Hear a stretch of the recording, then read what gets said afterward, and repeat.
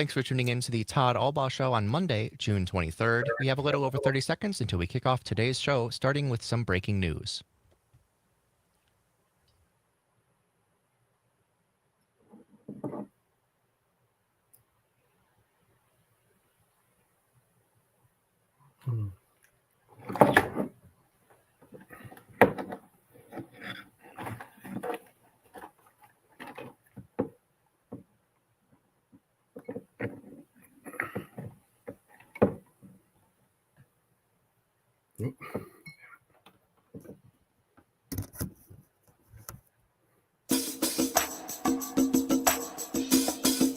From the Civic Media World Headquarters in Madison, Wisconsin, it's the Todd Allbaugh Show.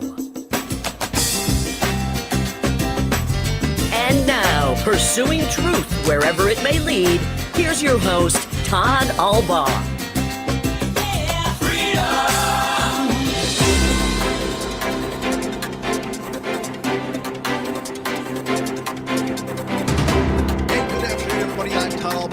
World headquarters of Civic Media in downtown Madison, Wisconsin. Along with our producer and engineer Aaron Zommers and Parker Olson. Glad to have you along here on a very busy Monday, June 23rd, 2025.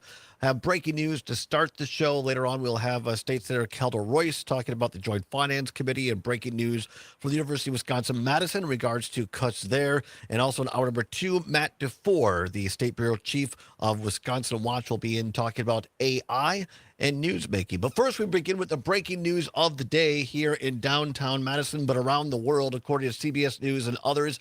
A couple of hours ago, Iran said today that it has launched attacks on the U.S. Al-Udeid Air Base in Qatar 2 days after the U.S. struck 3 nuclear sites in Iran.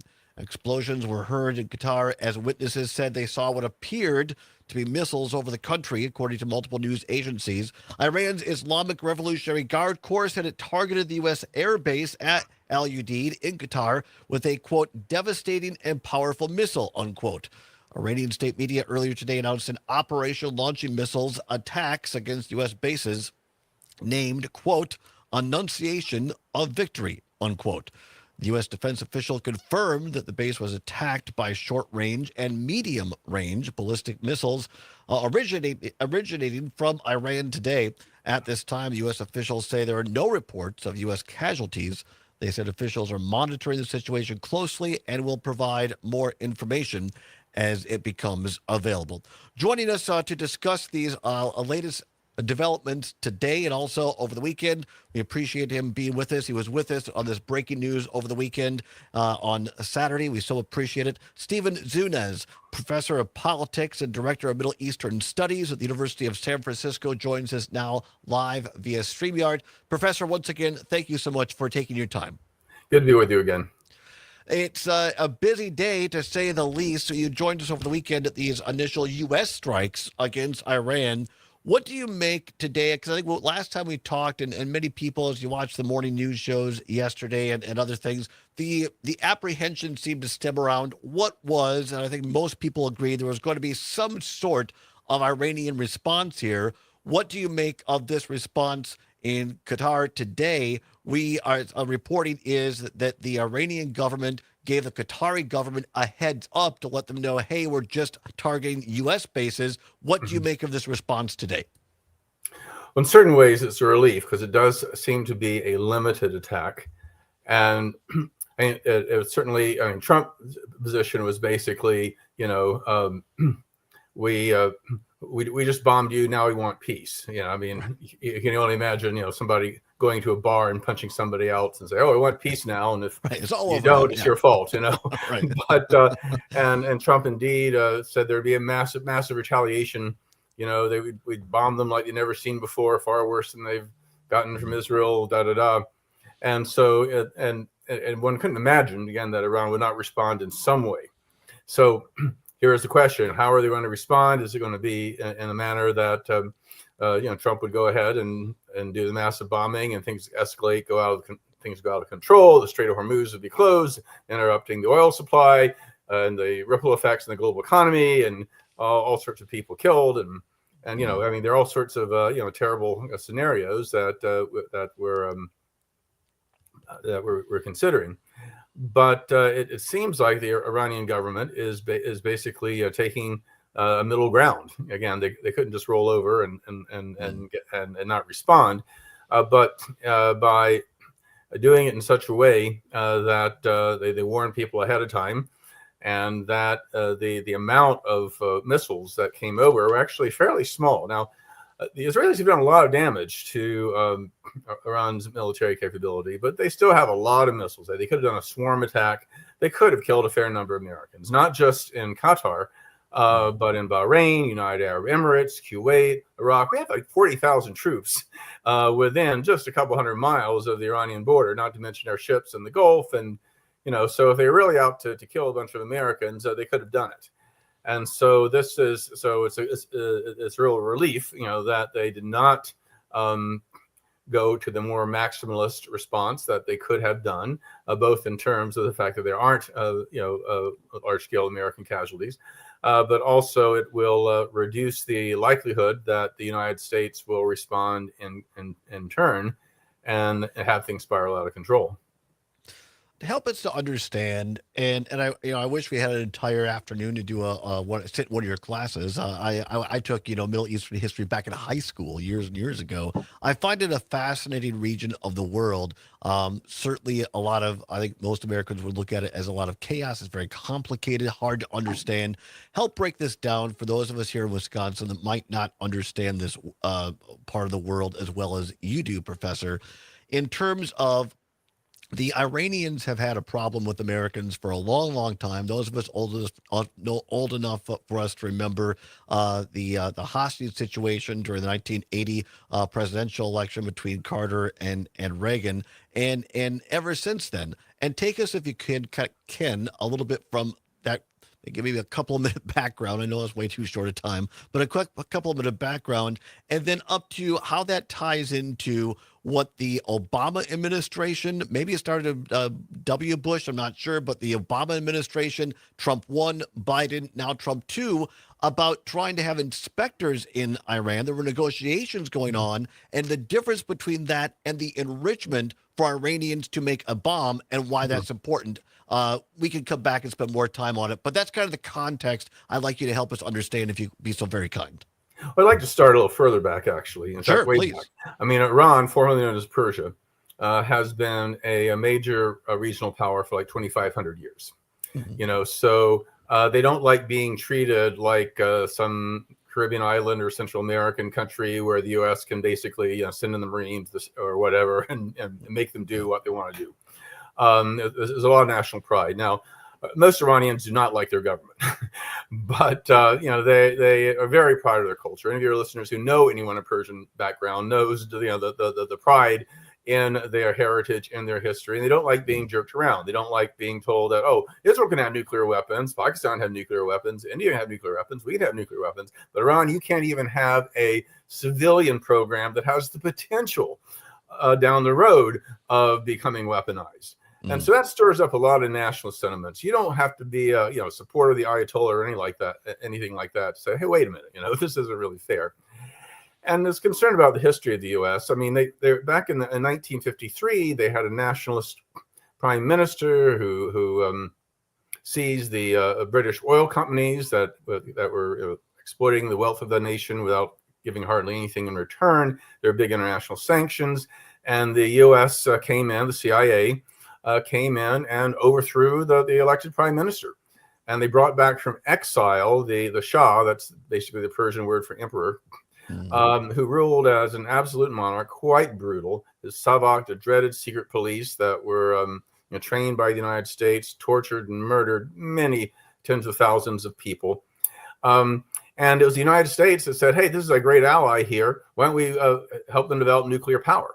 So this is an important piece to note, that it was the United States that started Iran's nuclear program.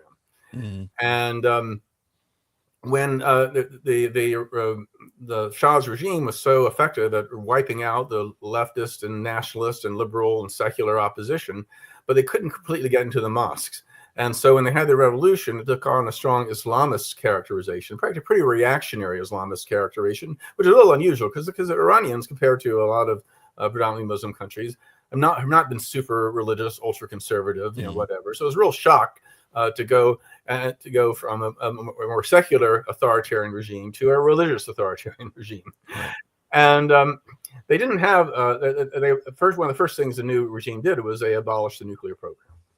However, when Iraq invaded and the 1980s, used chemical weapons on a massive scale, and the world didn't respond, there are some Iranians said maybe we need to develop nuclear power and at least have an option of developing a nuclear weapon to protect ourselves as a deterrent. So again, this is important to emphasize that, to those Iranians who did think about wanting it maybe get a nuclear bomb, maybe that being an option in the future, it was not to destroy Israel or the United States. It was most countries want a nuclear deterrent. And so, especially when the U.S. invaded the countries to their immediate east and west, Afghanistan and Iraq, when you saw them listed as the axis of evil, along with Iraq and North Korea, and when Iraq got rid of their nuclear program and got invaded anyway, and North Korea developed nuclear weapons, they're still in power. Maybe there's a lesson there. Maybe you do need some kind of deterrent. But again, they weren't. There's no evidence they're actually going to develop a bomb. But even having that potential got a lot of people concerned, given the nasty nature of the regime. Despite their anti-imperialist rhetoric, they've engaged in quite a few imperialist machinations themselves in the region. And again, I think most listeners know it is, like I say, a pretty nasty regime. But they did agree under Obama to eliminate a huge portion of their nuclear program.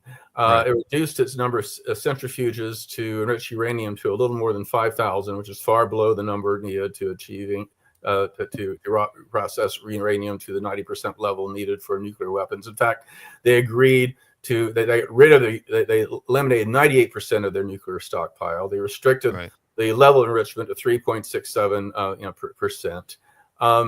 They decommissioned the Iraq reactor, which could produce plutonium. They allowed inspectors to look at everything from mining and milling, conversion, enrichment, fuel manufacturing, nuclear reactors, spent fuel, everything. One of the most comprehensive inspections regimes ever, and they were abiding by it 100%. But despite that, not to interrupt, but they had the deal was, correct me if I'm wrong, you had to have UN or inspectors were from neither country go exactly. a third party to verify. No, again, and everybody thought, oh, this nuclear crisis everybody's been freaking out about for years is over. It took a decade of posturing, 2 years of intense negotiations. I met with the Iranian foreign minister actually in 2019 when I was in Tehran, and he talked about how he had less than 50 one-on-one meetings with John Kerry, the then U.S. Secretary of State, going over the agreement line by line by line. And then Trump comes in, and even though Iran was totally abiding by it, he threw it out and said, "Oh, I negotiate a better deal." And of course, he didn't. And this is not some real estate thing, So Iran said, "Okay, if you're not going to go by the deal, we don't have to either," because by pulling out of the deal, United States imposed these really draconian sanctions on Iran.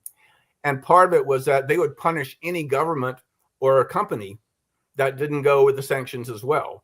So that meant a lot of other countries and everything. So it ended up really hurting the economy. And the Iranians destroyed billions of dollars worth of equipment to go in return for lifting the sanctions.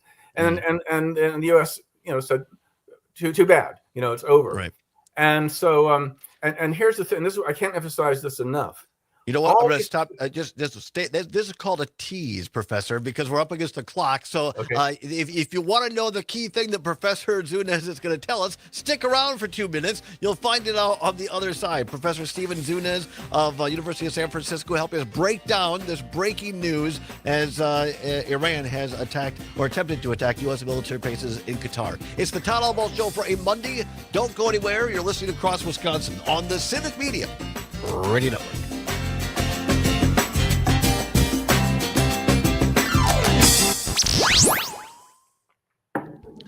apologize for doing that. I just didn't want Oh, to no, get in that's the middle great. of the No, point and then have to it cut works. you off. Oh, no, it works. I know these are long-winded answers, but No, it's fascinating, and I love having someone of authority who really understands this, because I have a tangential understanding of it, but that's really what I like to get to on this show is the truth, and what. Truth oftentimes, in my opinion, is found in history, as it turns out. So this is fantastic. Well, about a minute and a half left. We'll be back. Just FYI, we're off the broadcast air, but our stream continues over the stream. So I always tell guests, don't say anything you don't want to see on the front page of the San Francisco Chronicle or New York Times, whichever you prefer. To get a commercial on the air here, you just go down to the sales department. It's right next to the bathroom. I don't think you understand. Oh, I understand plenty. You salespeople drink a lot of coffee. That's why the bathroom's right there. Right, but I need to have you make a commercial about commercials. Wait. A commercial about a commercial? I don't follow. I want to tell potential business owners out there how to contact me to get a commercial on WMDX. Okay, I get it. Okay, let's come up with something. Let's see. Business folks can contact you directly, right? Yeah. Okay, Yep. What's the email, huh? Okay, so it's sales@WMDXradio.com. Oh, wait, run that by me again. Sales@WMDXradio.com. So we could put all that together and get into a commercial, get on the air soon? Arthur, my friend, I think we just did. Advertise on WMDX Radio. Email Arthur, sales@WMDXradio.com. Sugar River Pizza and The John and Gordy Show have both been nominated for Madison Magazine's Best of Madison. Thanks for your vote. To celebrate, they're throwing Sugar River Pizza parties at workplaces around Madison all summer. If your workplace would like a Best of Madison pizza party with Sugar River Pizza and John and Gordy, get to WMDXradio.com and tell us why. If your office is selected, the party's on us. Hey, vote for us, and maybe we'll give you an extra slice of pizza. Maybe. Or maybe a breadstick. Vote for us. Go to 30 seconds. WMDXradio.com for all the details.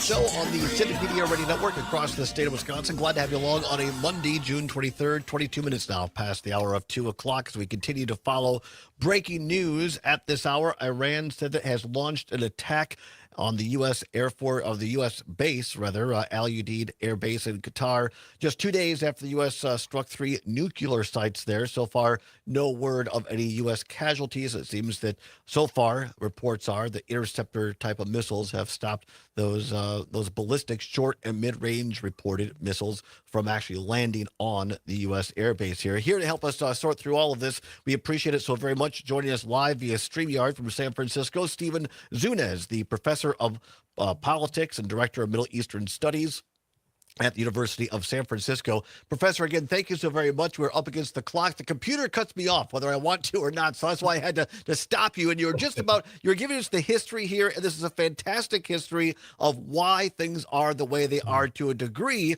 And you got to the point of saying that in recent times now under Obama, then into Trump one term, that there was this deal of to have the Iranians basically supervised or inspected is probably a better word, to make sure they weren't enriching their uranium and creating a nuclear bomb. It worked pretty well. And then Trump canceled the deal. And you said, here's the important thing to remember.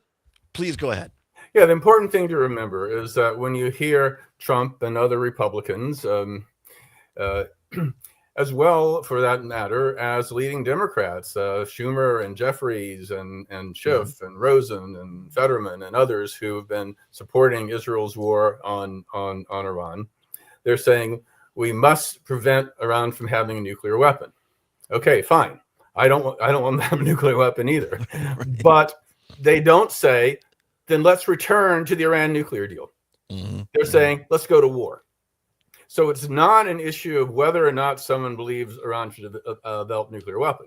It's that, do you want to do it through diplomacy, which had already been successful, or do you want to go to war with not only the horrific casualties that have been going on in both Iran and Israel, and now with the U.S. involved and the risk of something much larger. I mean, again, so this is the real issue that a lot of people, both the Republicans and the Democratic hawks, seem to be ignoring. That if you really don't want Iran to get a nuclear weapon, go back to the treaty that made it, the agreement that made it impossible, especially since it's unclear, despite Trump's claims, whether they actually did destroy everything. Right. They could easily rebuild. And even though they've killed some top scientists, they got plenty of more scientists. And if anything, it's going to make Iran motivated. Maybe we do need a nuclear deterrent, so this won't happen again. So help me explain, or help me understand this, Professor Zunez. And we got about a little over about 5 minutes here left. Just from a cultural, we hear this, quote unquote, death to America, that for, as it's explained by some religious reasons, that the Iranians are never going to give up because they believe in this almost religious thing where Israel and the U.S. has to be wiped off the face of the map to accomplish religious goals, I guess. Is that just complete bunk or what? Yeah, that's a myth. That's a myth. And there's some deliberate mistranslations. For example, the claim that former President Ahmadinejad, who hasn't been in power for more than 20 years, who was quoting Ayatollah Khomeini, who died way back in 1989, said that we want Israel to be wiped off the map, therefore that's Iranian policy. No, that's not Iranian policy. In fact, the phrase wiped off the map doesn't even exist in the Persian language. A more accurate translation would be vanished from the pages of time. And when Ahmadinejad was like that, he said, look at the map of the Soviet Union. Do you see it anymore? No, you see Russia and the other countries. In other words, they don't want Israel to exist as Israel. They want it to be Palestine. But that doesn't mean physically destroying Israel or killing the Jews. Remember our big mistake in Vietnam was that we saw communism, and that's a totalitarian movement trying to take over the world. So we've got to respond militarily, not realizing that first and foremost it was a nationalist movement. It was communist led, but it was a nationalist movement by people who were sticking up for their own country from foreign invaders and a puppet regime in Saigon. Similarly with Iran, we miss out on the fact that yes, it's an Islamist republic, but first and foremost, it's nationalist and it's asserting that.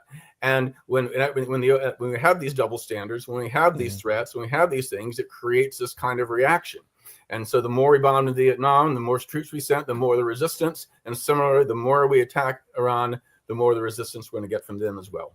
And I apologize, we only have 2.5 minutes left, but give us your brief answer if you can. With Hamas and Hezbollah weakened, at least to a large degree, allies, tangentially at least, of Iran, with Iran now hit, at least to some degree, having less technology, and with the lack of Arab allies in the Middle East really calling this latest strike by the U.S. out over the weekend, is there a chance, at least a chance, that what Trump administration did over the weekend, and could this actually lead towards a larger regional acceptance of Israel and U.S. policy, and could this actually bring some sort of peace, or is that just unknown yet? No, I mean, it's doing just the opposite, just getting more and more resentment at the United States and Israel. Even critics of the Iranian regime, again, point out this double standard, in terms, Israel itself is a nuclear power, has over 90 nuclear weapons, Why and so Israel won't be accepted until they grant their Palestinians freedom, either in a viable two-state solution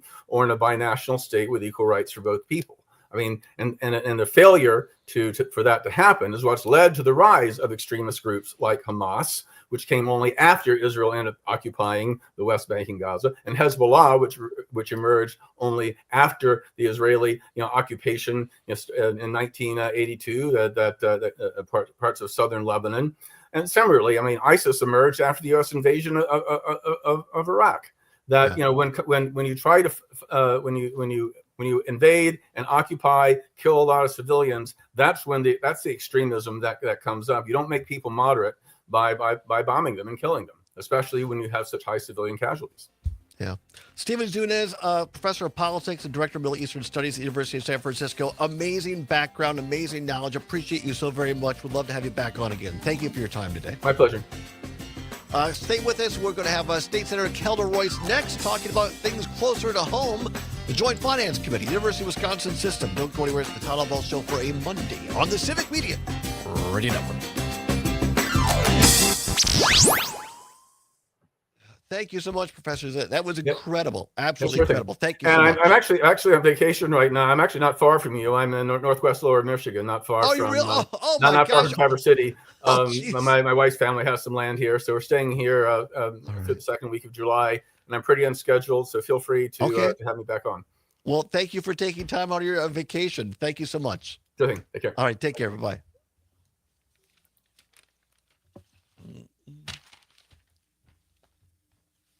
Basically, it's monies that will go to upgrading local roads that carry over 15 million ton of agriculture goods from farms to processors every Man, he's year. good. He's really now, good.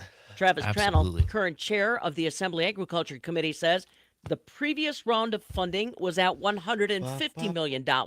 Now, the governor proposing just $50 million for the program. And Tranel says that's just not enough. Well, definitely make sure that if we pass a budget that we restore that $100 million cut to ARIP. I think that's ultimately probably the most consequential thing that we can really do for agriculture right now, because our infrastructure is just crumbling. We're doing more damage to our equipment on the roads in a lot of cases than we are in the fields, and I don't think that's acceptable. And $150 million spend, that's a big spend and a big infusion. So I would say that would continue to be first and foremost. Travis Tranel, he's a farmer himself and also the chair of the Assembly Agriculture Committee. He cites some of the application numbers from last year's final round of the Agriculture Road Improvement Program, where 299 applications were made for more than $500 million worth of projects, more than 3 times the amount of available funding. Tranel says that's an example of why funding for the ARIP program cannot be retrenched. Wisconsin soybean growers have a lot of choices when it comes to selecting seed varieties. If you're a seed dealer, help make their choice a little easier by shining the spotlight on your products through the Wisconsin Soybean Yield Contest. By entering customers in the contest by the August 31st deadline, seed dealers will receive $100 for one grower, $200 for 3, and $300 for 5 or more. Growers must complete an entry and harvest form to qualify. For more information, visit wisoybean.org. They say seeing is believing, and nothing catches the eye like the 7 bushel per acre yield advantage of Veltima fungicide over other fungicides. But don't just take our word for it. See it for yourself. Run a comparison of Veltima fungicide. Enter the Real Results Yield Challenge and experience the difference it makes in your fields. And when you share your experience with us, you'll get a chance to win a 2-year lease on a new truck. Sign up at yieldchallenge.basf.us. No purchase necessary. See official rules for details. Always read and follow label directions. With all the action that's coming up as far as county fairs and continued activity at the state capitol, don't miss a thing. Sign up for our daily e-newsletter. You can do it at MidwestFarmReport.com. I am Farm Director Pam Yankee. As Wisconsin is hitting the road on your Harley, this is the Civic Media. Issued. High damaging wind gusts expected around 60 to 70 miles per hour, heavy downpours, lots of lightning, and hail is possible too, which could be up to the size of ping pong balls. I'm meteorologist Brittany Merlot. Right now, it's 89. Nightlight with Pete Schwaba. Todd Michaels joins us now. I have to give a shout out to Oshkosh. It's a very underrated city. There was also a restaurant there I really liked. I don't think it's there anymore. Yeah, the Tallies was great. I may have gone to like a prom dinner there or something like that sweet. back in my day too, Pete. A little calzone before you tear it up in the dance floor. There's nothing better than wearing a tuxedo and a little calzone in your cummerbund. Nightlight with Pete Schwaba. Weeknights from 6 till 8 on your local Civic Media radio station and on the Civic Media app. The Maggie Dawn Show. Mark Sommerhauser, the communications director for the Wisconsin Policy Forum, analyzing the impacts of the big brutal bill. That number that you mentioned of nearly $15,000 per person, literally about a quarter of the state's economy. Basically a quarter of the state's economy coming from the federal government. I'm not hearing from Todd, turn your camera. Turn the camera. Hurry up, Todd. Turn your camera. All right, we got like 15 seconds.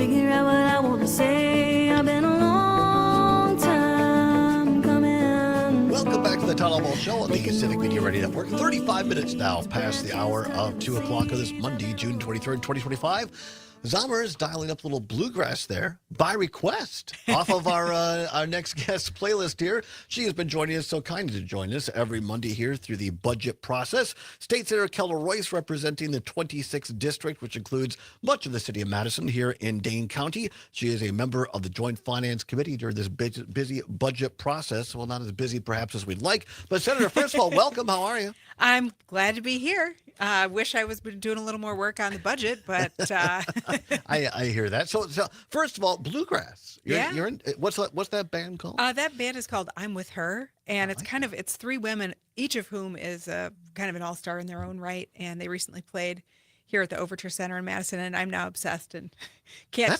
turn it off. It's one of the many things I enjoy about you. You like music and different types of music, so that's fantastic. Sad songs right now out of the state capitol, if I could be so bold, at least in the Joint Finance Committee.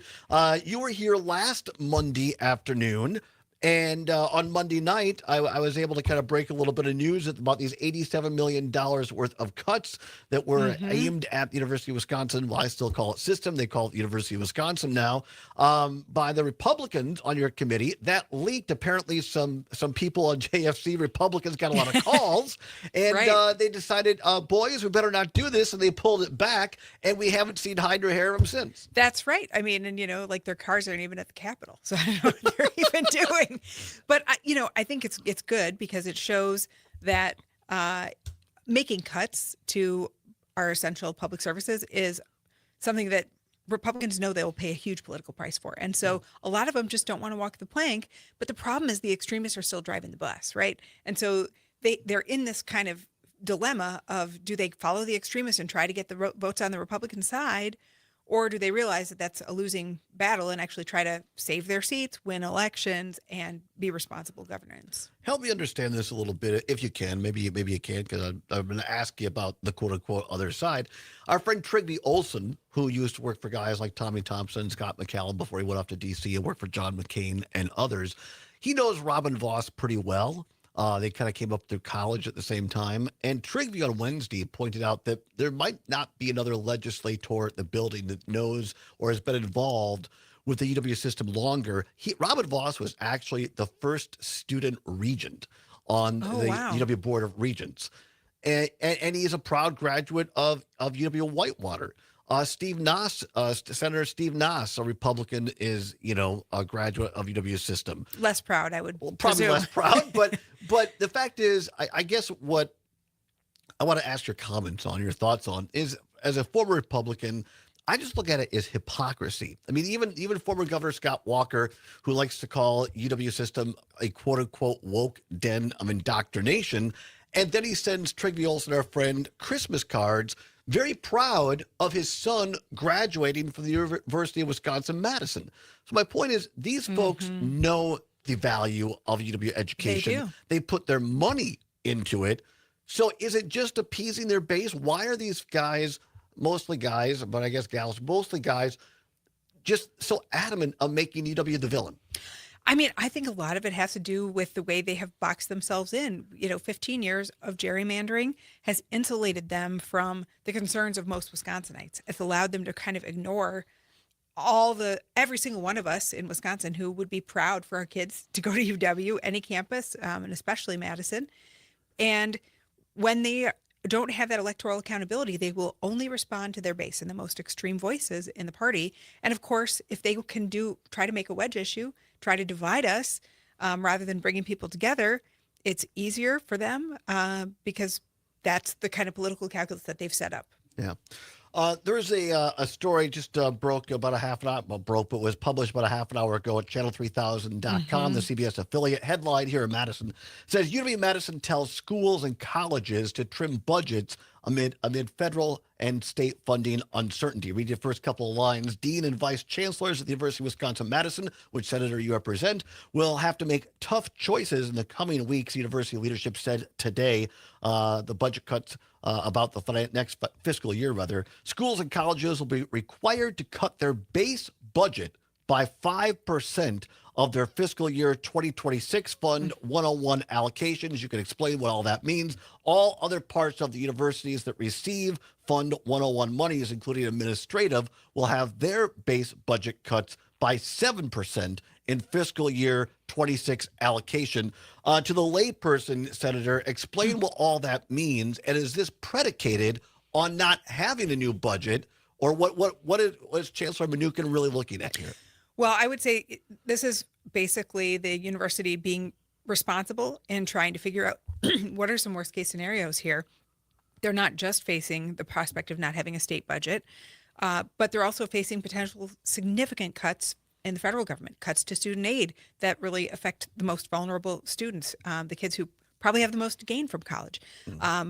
Changes in international students, for the University of Wisconsin-Madison in particular, we're a destination for the best and brightest all over the world. That is maybe not going to continue to be the case under the Republican administration in Washington. So they're looking at all these things and saying, well, we're going to have to make some very, very difficult choices. It means that student services are going to be cut, classes are going to be cut, majors are going to be cut, and potentially campus-wide, if you want to look at systems as a whole, we're talking about additional closures of campuses, right? Yeah. So if you're just extrapolating.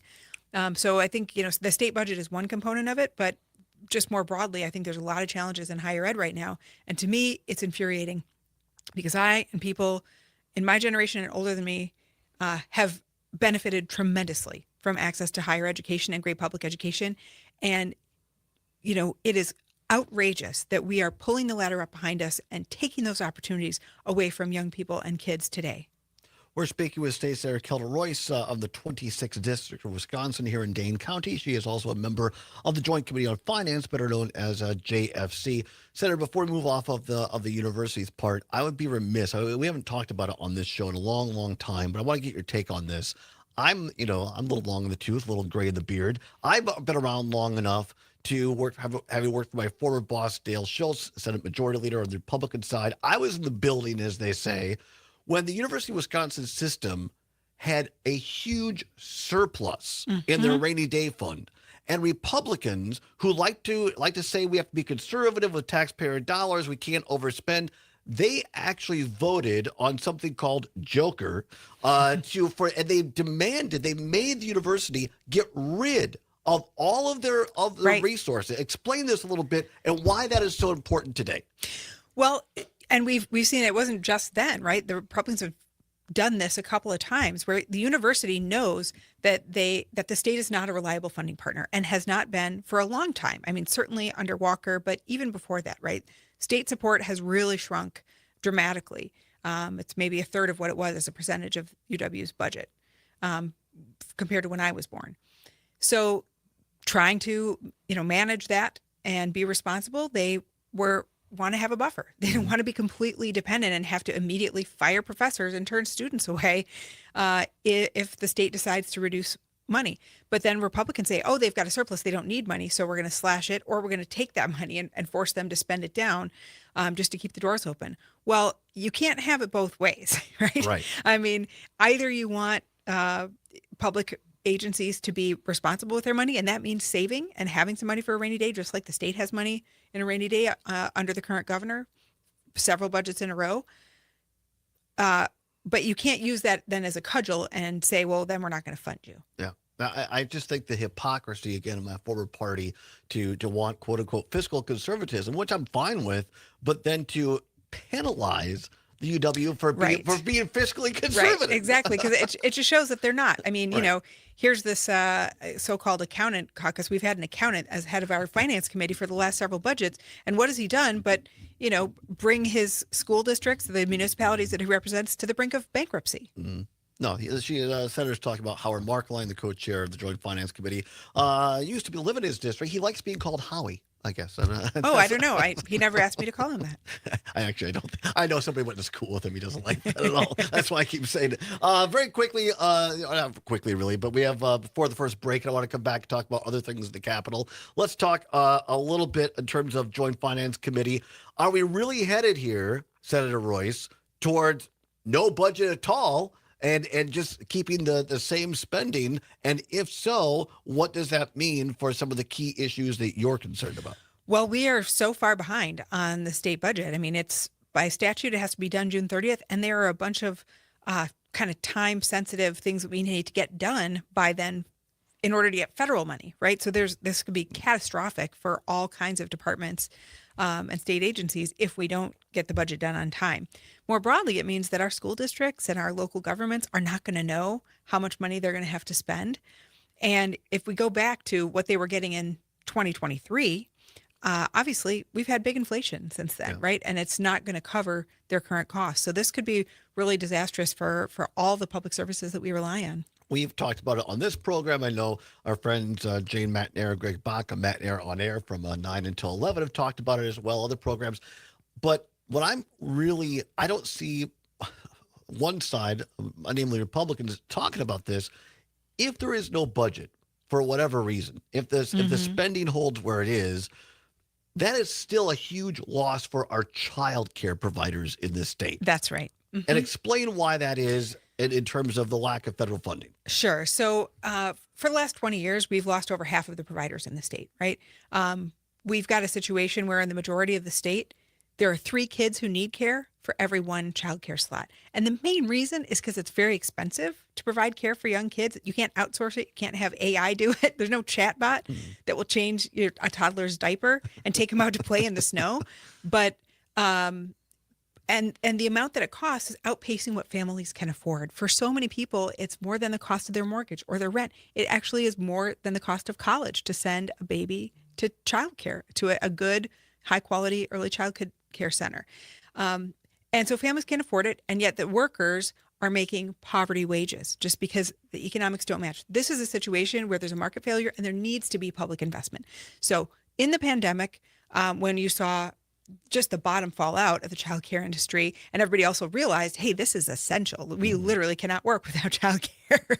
And anybody who was on Zoom at that time knows why you can't work without childcare. And so the governor took money that was from the federal government, and most states did this, part of the ARPA plan, and put money into a program called Child Care Counts, which gave money directly to providers to bridge that gap between the cost of providing that care and paying a living wage to their providers so they were able to stay in the classroom and stay in the industry, and what parents can afford to pay.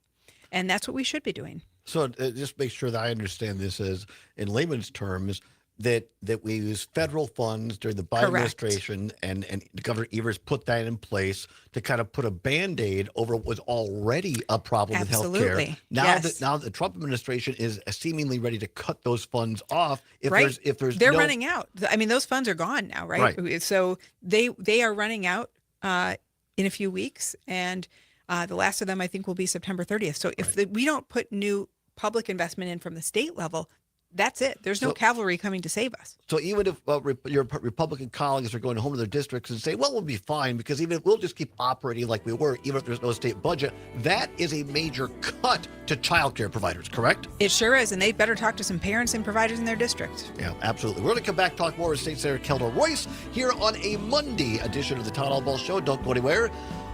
Senate Republicans are okay with them holding or having guns on the session floor, but not other people. We'll discuss after this. Don't go anywhere on Civic Media Radio Network.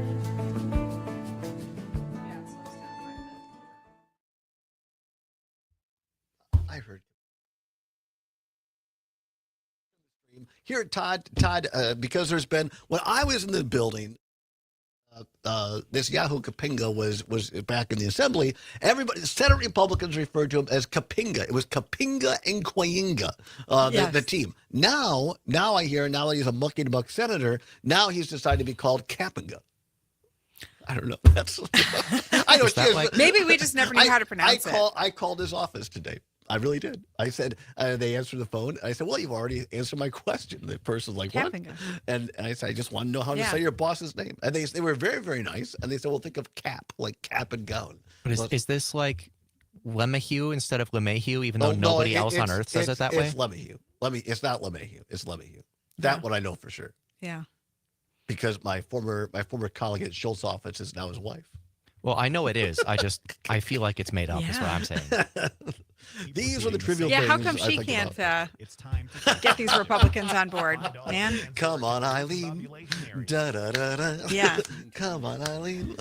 Should I play that? No, I'm kidding. No, I have before. Yeah. I've called Eileen now. God love her. She's a great person, and her dad was my professor at Platteville. Really? Jack O'Neill. Mhm. Oh my gosh. Yeah. Yeah. One of my favorite professors, actually. So let's come. I got the cut of Kappinga. Oh, did you hear the cut up front? We'll play it. Yeah. Mm-hmm. I just think it's ridiculous, but I just think in light of what's happening in Minnesota and everything else, and you talk about, I don't know. We'll save it for the air because I have feelings and maybe they're different than yours. I don't know, but Well, that's okay. yeah, that's Because I didn't bring a gun, and we're not going to have a fight about it. Neither did I. we're just going to have a difference of opinion, and that's how it should be done. Absolutely. There'll be no firearms on the Todd Allbaugh show. No. Wish you told me that, but okay. Oh, too late. Summers. He just said, "I wish you told me that." No, I don't have a gun. I do not have a gun. Don't be. These are the only guns that Gun free zone. There we go. There we go. Jalen wants to kill. Jalen wishes he had a gun so he could shoot me. For making that joke because he didn't like that one at all. Oh, it's fine. It's fine. See, it's a person with a sense of humor. That's what I love. That's what I love. You can. Yeah, I don't know how you can possibly survive in that building or in politics if you can't really laugh and cry. Oh, at the same absolutely. time. Absolutely. I've done It both in that is. building. Yes, me too. Me too. Yep. Is there anything else specifically at issue or anything you want to bring up or make sure we get to? 30 seconds. I mean, I think we can talk just generally about Republican disarray and what's going on with the Oh, state yeah. party. Okay, you know. yeah. That's good. We'll get to that.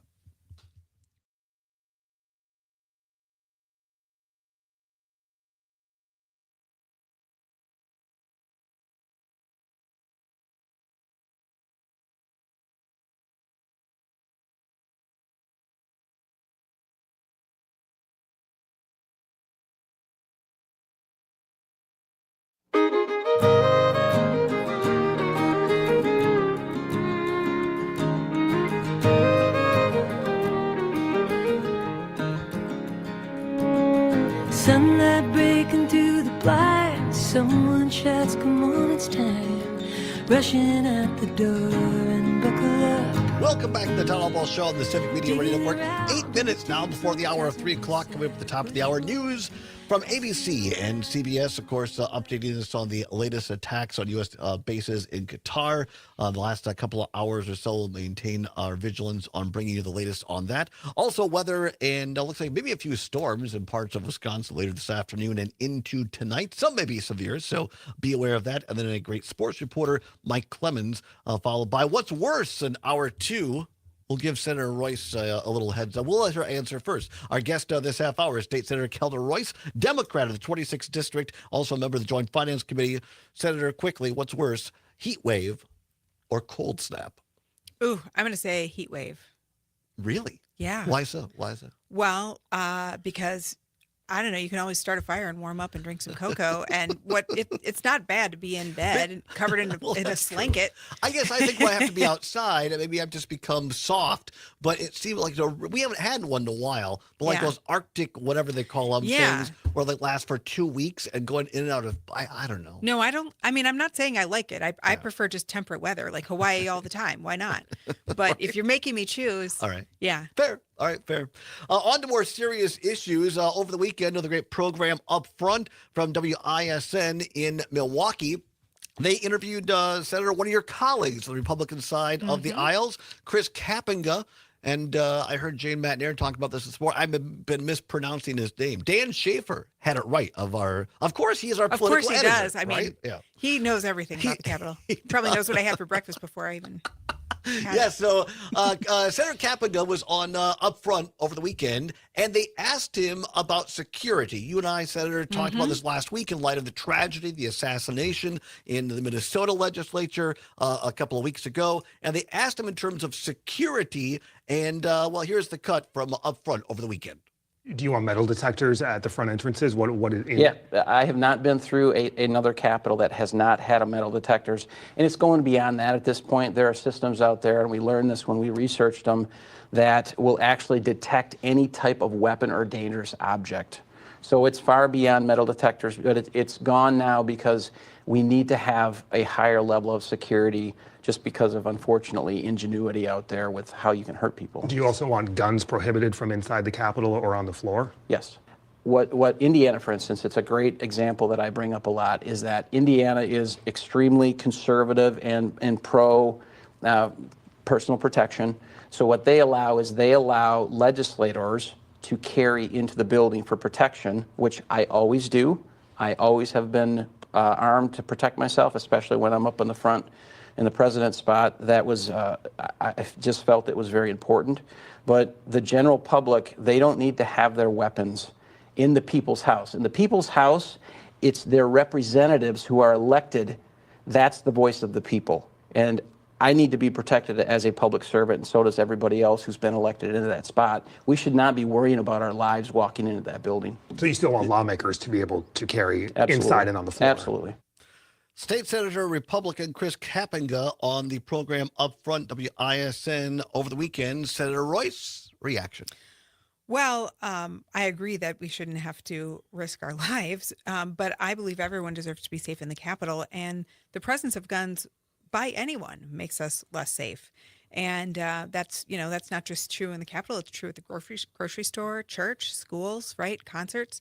The idea that of everybody just armed to the teeth just means that you could end up with a tragedy or an accident that turns deadly. And, in the Wisconsin legislature, actually, I believe that there was, years ago, one legislator shot another legislator. Of course, that was the Assembly, not the Senate. Well, of course. But, it doesn't make me feel great to think about my colleagues carrying a gun, and maybe they just decide one day they've had enough of what I have to say. And, nobody should feel silenced or threatened or intimidated by a gun. And, we had a member of the Assembly who was the Speaker Pro Tem, Bill Kramer, who always kind of gave me a little bit of a weird feeling, and he made it known that he was packing heat, and he was standing up at the front of that room, and he ended up later being unfortunately convicted of sexual assault. I mean, fortunately convicted, but unfortunately he committed sexual assault. And, I just think nobody should get a special exemption there. Well, and my feeling is nobody should be packing heat at the Correct. Capitol except Why for do the you need a Capitol gun? Police. Right, exactly. And to me, again, it's the hypocrisy They're there to of protect us. Kappenga saying he can sit on the floor and have a handgun, but other people can't, like the general public can't. Right. I mean, it's either got to be one way or the other. And again, for my former party likes to say back the blue. To me, it says they don't have any confidence in the Capitol Police to keep them Absolutely. safe. And who opposed the expansion of concealed carry? It was obviously law enforcement. My dad was a police officer. He was a state trooper briefly and spent his career in law enforcement. And he always said, it's so much more dangerous for law enforcement the more people have guns and the more places they take them. I just Period. I don't want to see fourth graders lining up for 2 hours going through a Me metal neither. detector. And there's something really beautiful about having this building that belongs to all of us be open. I want it to still be open. Yeah. I don't want anyone to be able to bring a gun, but I want it to be open. Minute left. My former party, the Republicans, seem to be in a little bit of chaos. Yes, it's a little bit of disarray. I mean, they've got obviously what's happening federally with this right-wing revolt against the right-wing presidency, and calls for the state party chair to step down even after he was just reinstalled. And then, of course, here at the state level, we've got a legislature where, one party can't, or one house can't count to get a majority of votes to pass a budget, and the other one's, trying to negotiate directly with the governor. So who knows? Yeah. If you want to get a hold of Brian Schimming, Edgewater Pier, he'll be having a Diet Coke. Oh, yeah. That sounds great. A little hitherto unknown fact. At least that's what he used to do 15 years ago. I'm not sure if he's still there or not. Well, it's not a bad way to spend the day, even a soupy heat wave day like today. You can always find State Senator Kelda Royce on the job at the Capitol. You can find her here on Mondays for the budget process. Senator, thank you so much. Thank you. We appreciate you. Stay tuned. What's worse is next. Do you agree with Senator Royce that heat wave is worse? Or is it a cold snap? And we'll talk with Matt DeFore on AI in media. Is Todd going to be replaced? We'll find out next hour on the Civic Media Radio Network. The answer is yes.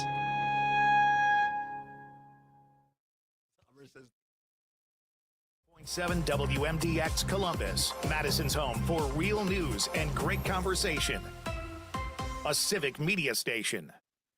This is a special report from ABC News. I'm Michelle Franzen. After Iran launched missiles targeting a U.S. base in Qatar, a U.S. official says there were no other attacks on U.S. bases in the Middle East. The official also says there are no reports of damage at the Central Command regional base. ABC's James Longman is in Iraq, where other U.S. troops remain on high alert and say Israeli strikes have worked to cobble Iran's nuclear and military capabilities in the months after October 7th attacks, along with its proxies in the region. This time round, though, they have fewer proxies at their disposal. Yes, there are still militias in Iraq that still function broadly in the way that they have been before the Hamas attack on October 7th, but other proxies really have been degraded. If you just look at Syria, which sits between the two countries, of course, Bashar al-Assad, really a key ally of the Iranian regime. President Trump meeting with his national security team in the Situation Room today. The question now, how will the U.S. respond? This is ABC News. As Wisconsin is cheering on Bucky Badger. This is the Civic Media Radio Network.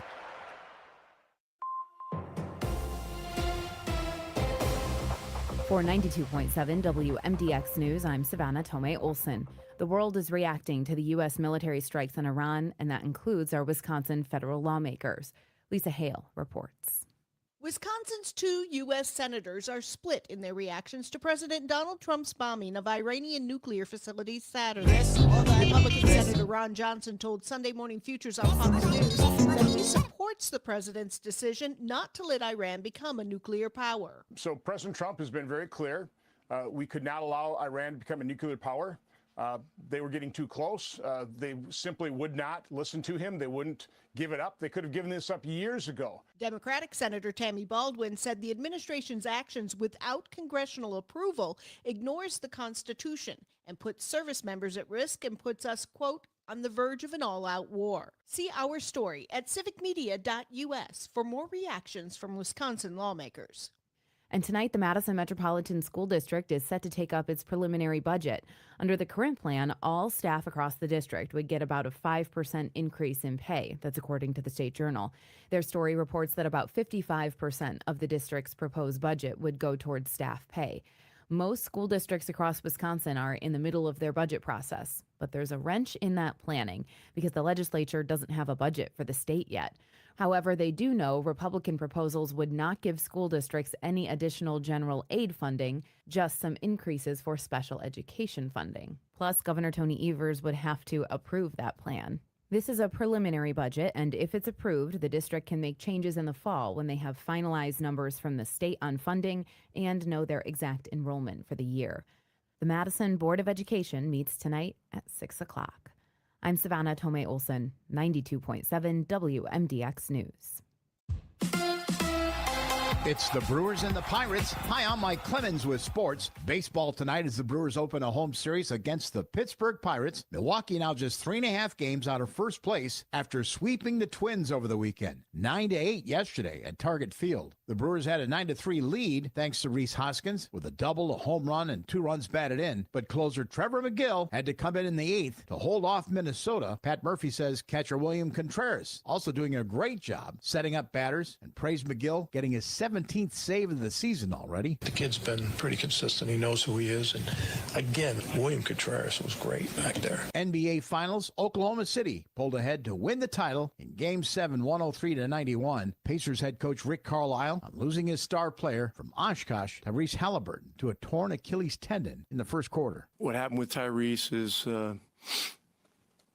just all of our hearts dropped. That's Rick Carlisle with Sports on Mike Clemens. This report is brought to you by Freedom Fireworks, with 20 locations throughout southeastern Wisconsin. FreedomFireworksWI.com. A severe thunderstorm watch has been issued. High damaging wind gusts expected around 60 to 70 miles per hour. Heavy downpours, lots of lightning, and hail is possible too, which could be up to the size of ping pong balls. I'm meteorologist Brittany Merlot. Right now, 88 degrees. The 4th of July is right around the corner, and Freedom Fireworks has everything your family needs for a safe and exciting holiday celebration. With 20 southeastern Wisconsin locations fully stocked up with everything from sparklers to artillery shells, thunder snaps to 500-gram aerials, Freedom Fireworks guarantees to bring smiles and cheers to every backyard celebration. For fireworks from all the top brands and specials that can't be beat, go to freedomfireworkswi.com for a location near you. Freedom Fireworks wishes you a safe and happy 4th of July. Here's the deal. We gotta set ourselves up. See, retirement is the long game. We gotta make moves and make them early. Set up goals. Don't worry about a setback. Just save up and stack up to reach them. Let's put ourselves in the right position. Pre-game to greater things. 30 seconds. Thank you.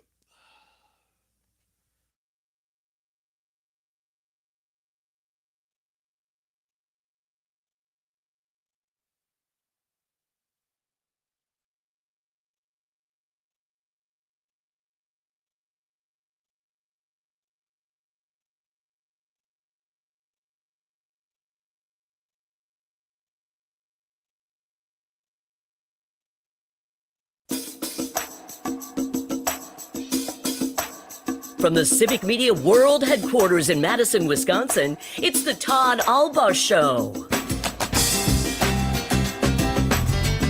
And now, pursuing truth wherever it may lead, here's your host, Todd Allbaugh. Across Wisconsin on the Civic Media Radio Network and streaming worldwide on the Civic Media app. Good afternoon, everybody. I'm Todd Allbaugh, along with our outstanding producer, engineer, Mr. Aaron Zommers, on the board. It is 6 minutes past the hour of 3 o'clock on this Monday, June 23rd, 2025. It is a great day to be a Wisconsinite. Glad to have you along with us here from the world headquarters of Civic Media in downtown Madison on State Street. Looking out the window. Sunny skies, well, the high clouds right now, fluffy clouds here. Zommers on the board. Didn't have a chance to talk in hour number one, Zommers, but you made it through. Zommers is heat, anti-heat. And so but he made it through. He did not melt. And also we have in the producer's booth our very own Parker Olson, who is joining us, where we have double producers. Parker, welcome. How you doing? Well, thank you, Todd. I'm doing pretty good. How are you doing? Doing fantastic. Great. Parker is here today because he's going to be filling in for Zommers Wednesday or Thursday? Thursday. Thursday. That's right, Thursday. So Parker, of course, does the great Pat Kreitlow show, mornings with Pat Kreitlow, every morning from 6 until 9. He's been on the program as a grad of UW-Whitewater, who just won the big Division III World Series in baseball. And today, Parker and our human resource director, Jacqueline, we're dancing a jig because her very own Tigers, LSU Tigers, won the Division I baseball champions. So we're very happy. We are very proud alums right now. You are. Jacqueline had her LSU jersey. Well, that's pretty normal attire for her. Yes, it is. She's very proud LSU grad. Well, happy to have everybody along here and on the show. Many thanks to State Senator Kelda Royce for being on in hour number one, and also to Professor Stephen Zunez of the University of San Francisco on that breaking news that our national ABC and CBS folks are continuing to cover. That is that Iran has tried, at least attempted to retaliate against U.S. forces that are stationed in Qatar after the U.S. bombed 3 nuclear sites in Iran. Reports are that none of the bombs, these short-term ballistic missiles, has actually touched down or done major damage to any of the U.S. Air Force bases, but we will continue to monitor that and bring you the latest as it becomes available. Coming up in this hour, at the bottom of the hour, going to talk more about state news with State Bureau Chief and our friends at Wisconsin Watch, Matt DeFore. Been a while since Matt has been here. Looking forward to that. Matt is going to be in talking about some of the headlines of Wisconsin on this Monday. And one of them is he's been working on this AI project, and it's interesting that Parker is here because it wasn't Matt, I don't think, but one of the other great writers, journalists at Wisconsin Watch, did a review of the biggest talk news programs in Wisconsin and who was telling the truth, who wasn't, and what kind of AI was going on. What we've learned here is that Pat Kreitlow is a liar. No, that's not No, what I'm we've kidding. learned. I'm kidding. What we've learned is that Pat Kreitlow is a much bigger program than Todd because they didn't even listen to my show. They said the only program at Civic Media that's worth listening to is Pat Kreitlow. That's true. There was no value judgment. It was just Well, it was we're the gonna get a biggest shows in sampling. Wisconsin. They wanted to get a sampling across different networks too, though. Right. But Pat did very, very well. There was he did. a couple of tiny little minor things. But anyway, so we're there. Matt is back to talk about that and AI, artificial intelligence in news gathering, what this all means for us here in Wisconsin, and other news of the week. So Matt will be in here at the bottom of the hour. Right now, though, Mark is in. What Mark wanted to chat about? We don't know. All right. Well, let's find out. Let's find out what Mark wanted to chat about. 855-752-4842. Mark in Pernisac is on hold. Mark, thanks for calling in. What do you want to talk about? Yeah, I have plenty of firearms, and including handguns, but I have no need to carry them around everywhere I go. And for Mr. Kapinga, the cautionary tale about that came out of Utah, where a safety observer was there and saw somebody supposedly brandishing a firearm, and shot 3 times and killed an innocent bystander. I mean, so is Kapinga that well trained that he knows exactly what the hell he's doing, that was going to be able to defend himself, draw his weapon? I mean, we've all seen the old westerns. There's occasionally I'm channeling my dad, and God rest his soul, but he was a big fan of the westerns. In a lot of those westerns, the way the lawmen cleaned up the town is that you got to town, you turned in your weapon, and you didn't need to carry it around with you everywhere you go. That's one thing they're looking forward to in these towns, is that not the need to be carrying a weapon wherever the hell you went. Right. And for Mr. Kapinga, I mean, that how does he know he's going to react quickly enough to some kind of situation or misjudge a situation? Right. And injure or kill somebody that had nothing to do with what the hell he's doing. Right, exactly. Mark, thanks a lot. I appreciate the call. Mark was talking about the story we talked with Senator Royce with. WISN, the folks, now I got it in my head, Weekend Update from, it's up front, that's the program. Not the Weekend Update on SNL, a very different program than Up Front, as it turns out. But no, Up Front had Senator Kapinga, now we're told is the correct pronunciation, saying that he packs heat on the Senate floor. Also, Senator Van Wangard has bragged about packing heat, and over the weekend saying that he's all for legislators packing heat, but he doesn't want anybody else to in the state capitol and wants to put in metal detectors. For those of you who are not watching the stream, you should have seen Senator Royce's face when he said, I always have a gun. She's just like, excuse me? That would have been good information for me to have. Right, exactly. So you don't mispronounce Kapinga's name, or you'll get a Kapinga. Right, exactly. All right, it's 12 minutes past the hour of 3 o'clock. Time once again for What's Worse. Let's go. Then, of course, the choice is yours. You can get with this, or you can get with that. Time once again for What's Worse. Nothing to give away, no prize money involved, but it is your chance to have your voice heard across all 11 news, weather, sports stations in the Civic Media Radio Network, the largest privately owned radio network in Wisconsin, only behind our friends at Wisconsin Public Radio, which, by the way, we'll get into that maybe a little bit later, but boy, some sad news coming out of Wisconsin Public Radio. Let like a dozen people go, canceled 4 programs, and in part at least, to this lack of state funding for Wisconsin Public Radio. But if you would like to advertise, no better place to advertise than right here, the Civic Media Radio Network. Check us out at civicmedia.us. And our sales department will be happy to work with you and make you one of our sponsors, one of our partners, one of our friends here at the Civic Media Radio Network. All right, Zombers, as the great sports reporter Mike Lucas is fond of saying, timely indeed, the category for today's What's Worse, heat wave or cold snap. Heat wave or cold snap. What's worse?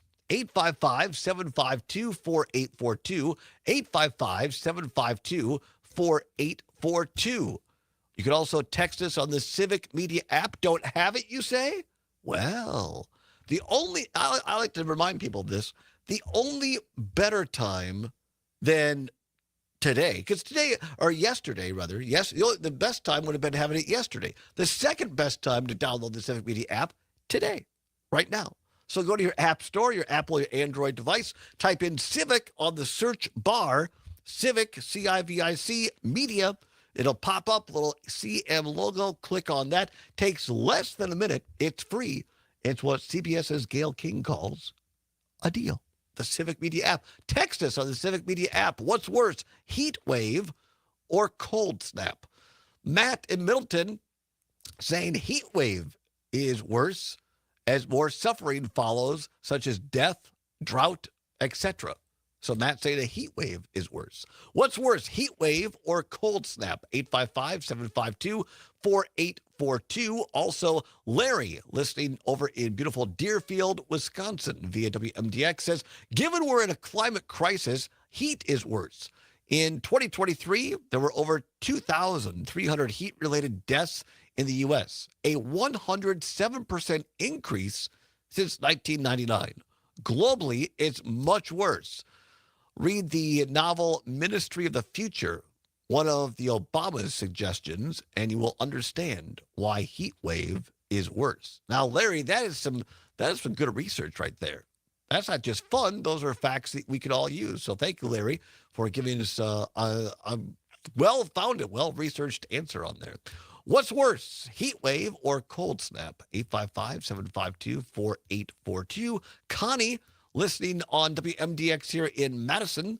Connie from the 608 says, I would rather have a cold wave as I could put on more clothes. In a heat wave, you can only take off so many clothes in public. Unless it's the naked bike ride.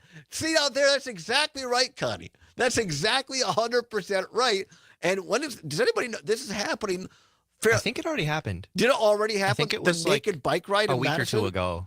Because I was home now over the weekend celebrating Mom's birthday again. I don't like where this is going. Happy birthday! And we got talking about the heat wave and how many clothes you could take off. And she said something along the lines of, "Well, maybe you could be in that naked bike ride." And I said, "No, I'm not doing the naked bike ride." Well, that's what I always say. I'm giving away my answer. Everyone already knows my answer. Anybody who listens to the show knows that I am going to say the heat wave is worse. But Right. I always say that when it is cold out, you can always add more layers or move around more and generate heat. When it is hot, you can only take off so many layers legally. And even if you go beyond that, it still is not enough. See, and God love you. I'm happy that you're here, Zommers. I'm happy you're our producer. And that's not negative towards you, but I feel like you're either in another life or maybe in the next life when you come back, if you're into reincarnation. I feel like you were an Eskimo at one time. Perhaps. I think maybe that you were born above the Arctic Circle. 855-752-4842. 855-752-4842. Let's go to Mona in Madison. I love that alliteration. Mona in Madison, listening on WMDX. Mona, heat wave or cold snap? What's worse? Mona? Are you there, Mona? Mona Lisa. Something must not have Are worked you there? Mona is there. Mona is not there. Well, Mona, if you can hear us, Mona, call back because there seems to be a snafu, which stands for situation. Oh, anyway, there's a snafu in the phone lines, and give us a call back. Maybe the phone lines are just too hot. Maybe. The heat has melted the phone lines, apparently. 855-752-4842. 855-752-4842. What's worse, a heat wave or a cold snap? Our friend Gordy Kopke. Where's Gordy at? There he is, Gordy Kopke down in Oregon. By the way, he's a great sponsor, Kopke's Greenhouse, in the town of Dunn, just outside of Oregon. Head on down if you're in the area. Still some great value, great buys, great plans. No better place than Kopke's Greenhouse. Gordy, listening on WMDX, says, Todd, what's worse, this heat wave or the cold wave on January?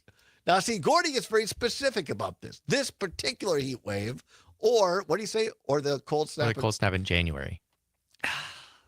See, I'm going to give away my answer, which is fine. I said this with Senator Royce. We haven't had one in a couple, 3 years, but those, what do they call them? Arctic blasts. Polar vortex? That's it. Those polar vortexes, it lasts for like 2 weeks, and it's like 35 below with a wind chill. It's just unbearable. Not unbearable, but I don't like those. I don't like those because going in and out of your car and all that sort of thing. So I don't know. For me, I guess with a heat wave, if you don't have to be outside, I guess I prefer the heat wave. But maybe I'm in the minority. Come on back. We'll find out what Zombers get. We'll find out what Parker thinks. Heat wave or a cold snap, and wrap that up. And our friend Matt DeFore is coming up to talk about AI. Will Todd be replaced? It's the Allbaugh Show on a Monday on the Civic Media Radio Network.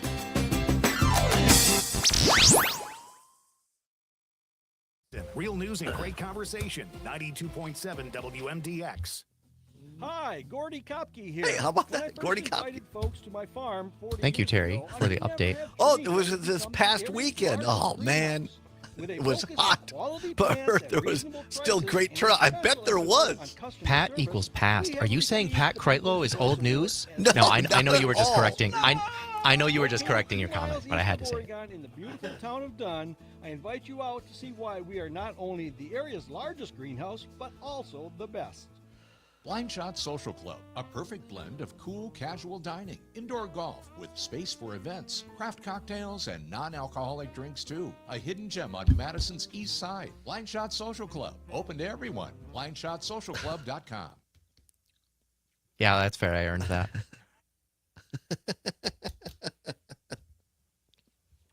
Are you ever questioning when life will slow down? See, Heather Are you has ever completely thinking of different just reason for the relaxing and cold enjoying snap. the Right, simple right. things? All of this is possible, even while still I being in the workforce. haven't- Worthington, Minnesota see. is a town growing, yet it's nothing like Metro. I life. haven't Professional not and worn labor socks. jobs, a beautiful lake, bike trails, Besides when I'm sleeping recreation, or acres of showering public for hunting, like 5+ festivals, years. and great people. I am Slow always wearing down. socks. We're just a short drive away, so come join I'm a us. weirdo. Worthington. I do It's wear worth a socks to look. bed. I'm You wear them to Catherine Lake, bed? station Yeah. manager of Real? Even in the summer? And here Oh, is yeah. my plea One of my to you. roommates Really? always is fully Whether you dressed love in them bed. or You know, he's hate wearing them, shorts, a shirt, please and vote socks. John and Gordy, best Fully radio dressed. journal Fully Madison dressed. Magazine's I mean, no Best of shoes, Madison but- Poll. The link is right there on our homepage. Listen, now, do you have poor WMDXradio.com. I say this circulation, not Parker? Do you because have they're bad paying feet me. or They what? are, but I the do point have is poor this, they circulation. may I don't know if actually that's not why be I the do it, best, though. But you can I don't know. find It's a just lot worse on your radio dial. a thing. Am I right? All It's right. just a thing I do. All right. You heard That's some of the interesting. crap All that's right. out there at this hour? Oh, Aaron and Parker. What?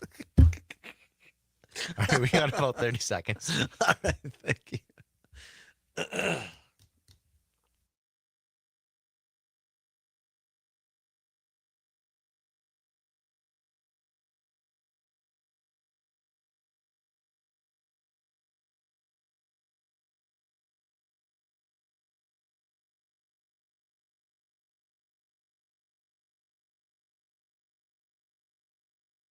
Whenever I'm with him, something inside starts to burning, and I'm filled with desire. Could it be a devil in me, or is this the way love's supposed to be?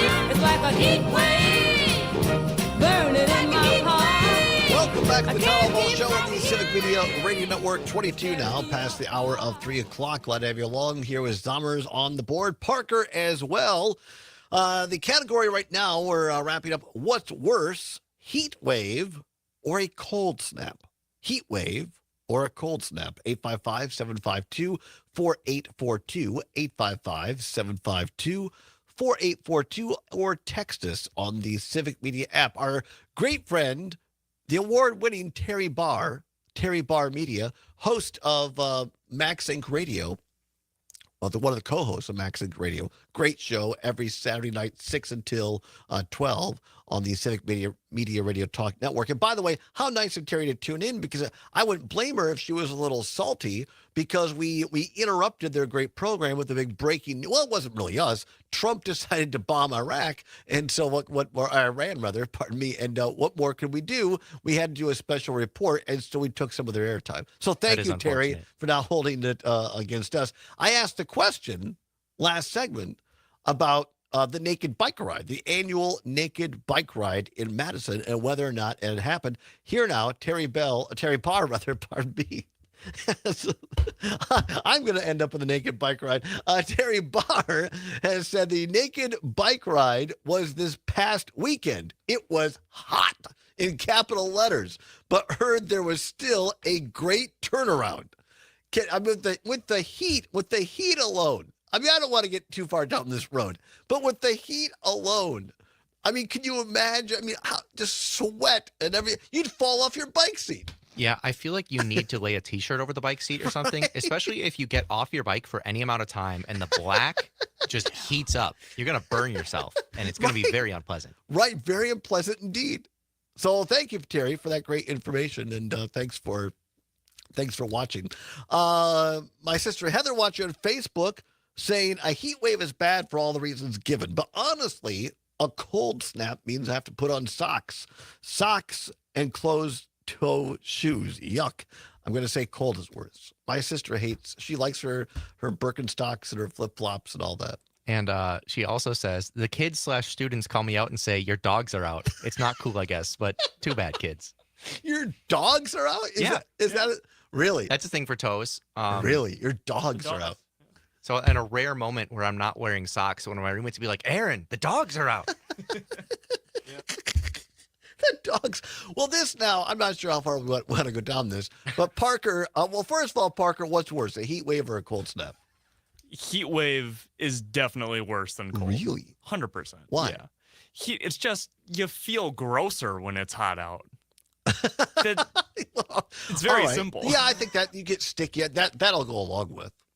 And, but now you said, I guess you said on the streaming audience, you wear your socks to bed. I do wear my socks to bed. Yeah, the dogs are never out. The dogs are out about once a day, and it is for a shower.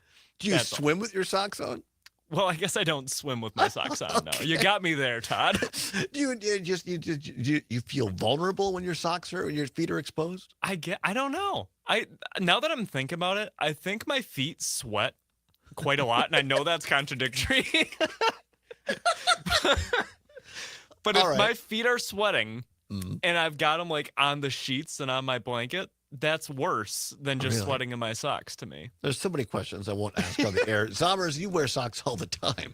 Yeah, I have to, though. Right. They're compression socks. And so I don't really have a choice in the matter unless I just want to pass out every time I stand up.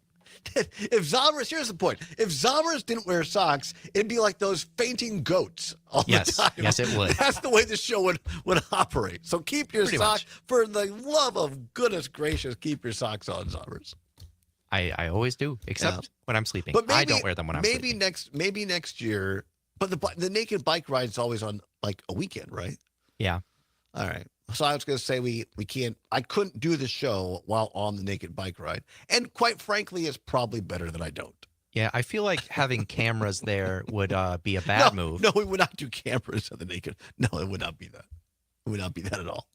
All right. Well, there you go. There's anybody left on the app that we didn't get to? Oh, Stephen Lodi. Here. Chuckady's Troy says a heat wave is definitely worse. Who do we have in Lodi back up there? Let's go back up there. There's Stephen Lodi says, in my experience, a heat wave is worse. Robert McFarland on MDX says a heat wave is worse, baby. Robert feeling spicy in McFarland. Kathleen in beautiful Libertyville. On AUK says, for me, I think cold snap is worse. I hate putting on all the clothes and sweaters and hats and gloves. Maybe I'm being selfish. No, Kathleen, I'll go along with that. Chris in Janesville says, second best time. Oh, the second best time to download the app was yesterday when the heat wave started. The first best is today while the heat wave continues. Heat wave, please. Some must think that cold is worse there. David in Richland Center says a heat wave is worse. Nobody wants to see an old farmer without his T-shirt.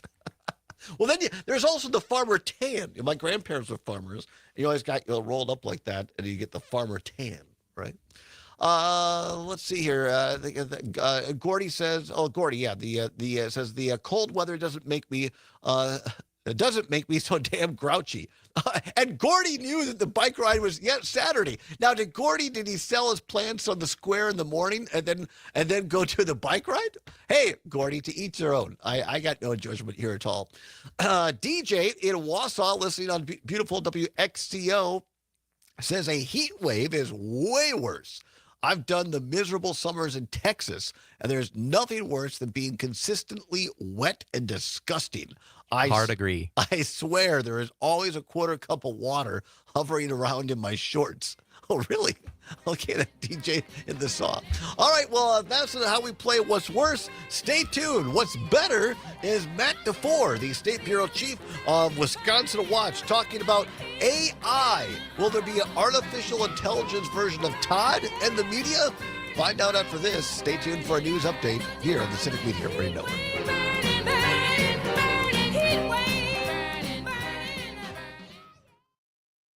Madison's real news and great conversation, 92.7 WMDX. As Wisconsin has a fish fry on a Friday night, this is the Civic Media Radio Network. Foreign land ownership. That is a word that is on the rise here in the U.S. I'm Ben Jarbo, the Midwest Farm Report, and Travis Trano, the Assembly Agriculture Committee Chair, gives us some insight into why there has been such a delay in getting restrictions on foreign entities' ownership of U.S. agriculture land. We do have a lot of partnerships with other countries where they do own significant agricultural assets in this country. Canada, for example, they own some processing in Wisconsin, amongst other assets. The United States also has substantial agricultural interests in some of these other countries. In order to prevent a tit for tat, which we've kind of seen with the tariff wars, we have to figure out how we can avoid that. We want to make sure that we find a clear and concise way where we can say our foreign adversaries, they don't own any part of U.S. agriculture. Trano says that making sure you have the right wording for these kinds of legislations is very important so other countries cannot create loopholes. For the Midwest Farm Report, I'm Ben Jarbo. And we'll take a look at the closing markets right after this. At Second Harvest Food Bank, we know that nutritious milk is essential for growing kids and healthy families. That's why for a decade, we've partnered with Wisconsin's dairy farmers through the Adopt a Dairy Cow program. Thanks to farm families, thousands of gallons of milk have reached local families facing hunger. Visit GiveDairy.com during June Dairy Month.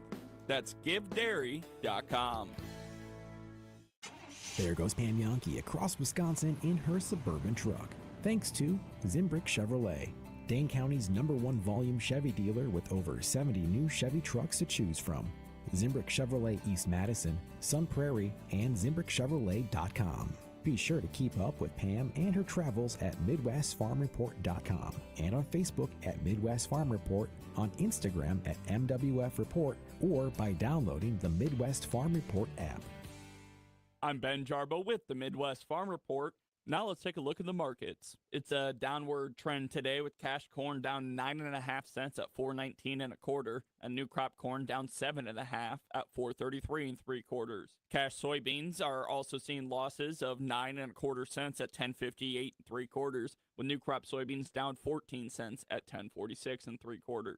July wheat is following that same trend, down 15 cents at $5.52 3/4. Class 3 milk contracts are also in the red, down 28 cents for July and at $17.23 a hundredweight, and August contracts down 24 cents at $17.87 a hundredweight. 40-pound block cheese is down 1.5 cents at $1.65, with butter up 2.5 cents at $2.52.5. For the Midwest Farm Report, I'm Ben Jarbo. As Wisconsin has a game of cribbage with good friends, this is the Civic Media Radio Network. A severe thunderstorm watch has been issued. High damaging wind gusts expected around 60 to 70 miles per hour, heavy downpours, lots of lightning, and hail is possible too, which could be up to the size of ping pong balls. I'm meteorologist Brittany Merlot. Right now, it's 89. My name is DeMar Hamlin. I play for the Buffalo Bills, and I play safety. CPR saved my life. I've teamed up with the American Heart Association as a national ambassador to help create a nation of lifesavers, turning bystanders into lifesavers through CPR education and access to AEDs. Nearly 3 out of 4 cardiac arrests that don't happen in hospitals happen in homes. Turn these all the way off for a second. Join me to ensure everyone has the chance to live longer, healthier lives. Visit heart.org/nation.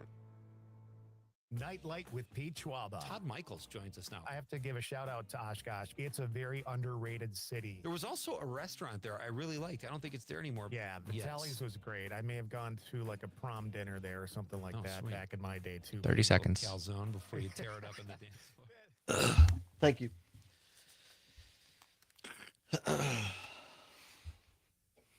But I'm excited to talk about AI. Absolutamente.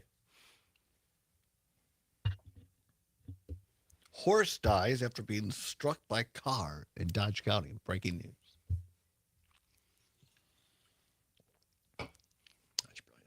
That's fine.